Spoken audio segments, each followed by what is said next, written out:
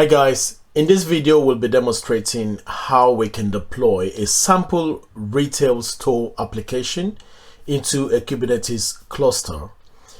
This application is broken down into different parts such as a product catalog, shopping cart, and checkout.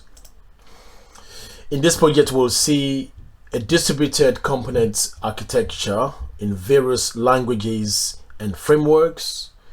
We'll see utilization of a variety of different persistence backends for different components like MySQL, DynamoDB, and Redis. We'll also see how we can implement observability and monitoring using Prometheus. So this is what we see on the front end part of the project. This is what it looks like. Here is a snapshot of that. The project itself has been broken down into different components of microservices, as we can see here. Let me show you on a better screen here. Just right here. Yep. So as we can see right here, we've got the entire application itself broken down into different components and different microservices. This right here is what you see on the front end tier of the entire application, and what you see right here will be on the service layer or application layer, where we've got APIs like orders, like the orders API, the checkout API, carts, catalog. Yeah.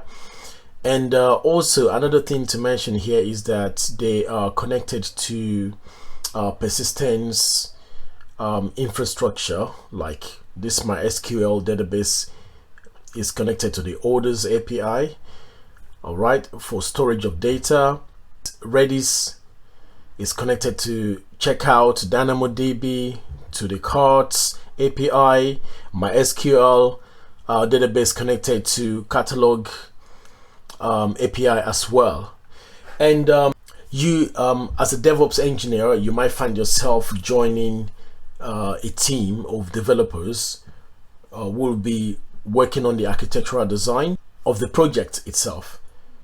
So personally, I always like to be involved just so that I can have a broad end-to-end knowledge of whatever we're working on or building.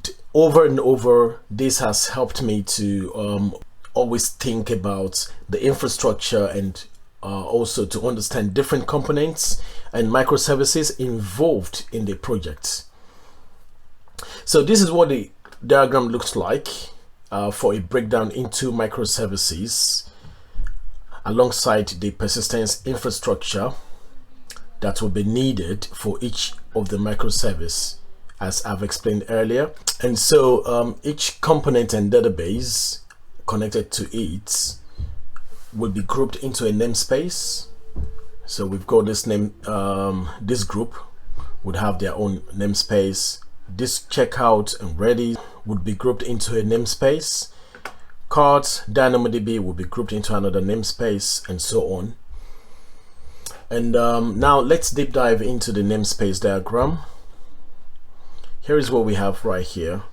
So you've got the application that provides the catalog API runs as a pod. Okay, so which is the smallest deployable unit in Kubernetes. The application pods will run the container images. So in this case, on this occasion, we've got three different pods, three different application pods. We've got three pods of the same application. All right, so the same application is running here, another one is running here, another one is running here. So that's why we've created all of them at the same time by deployment. And for you to access each of these pods, you can only do that through the application service. So a service is an abstract way to expose an application running as a set of pods. And this allows our catalog API, for example, to be called by other components inside the Kubernetes cluster.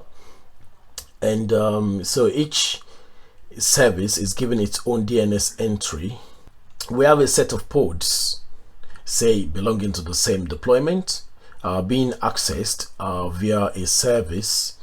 And this service can be anything from a cluster IP.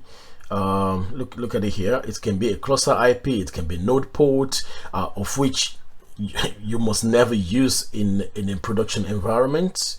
Yeah, the load balancer, and it could even be like maybe an ingress. Okay, just sitting on top here. Okay, so, and we can even combine all of these services in different manners. For example, you can have a cluster IP through which you want to expose all these pods, and at the same time, for you to manage traffic coming into the cluster, you would need an ingress just standing maybe somewhere here, and that ingress will be feeding into the cluster IP and then further on to into the pods. So and this takes us to the next image. What we have right here is just an illustration of the grouping that we've done by namespace. On this front bit is the UI namespace, assuming there is a traffic coming from outside hitting the UI layer, and within the UI layer right here, you've got your UI service through which you can access the pods, the UI pods. Okay, so these UI pods, 1, 2, 3, and as many as you want to have, maybe pod n or up until like n being like any number at all. So you can deploy them through a Kubernetes deployment. You can deploy all of the pods together, and also giving them a namespace ID of maybe UI or front end, something just to group all of these logically together. Okay, so now within each of these each of the other components as well, you can have exactly the same thing going on, even though like in this diagram you just like shortened version of what exactly we've got here for the UI namespace. So each of the components in the microservice architecture is conceptually similar to that of the UI namespace diagram here. So using using deployments to manage workload pods and services to route traffic to those pods.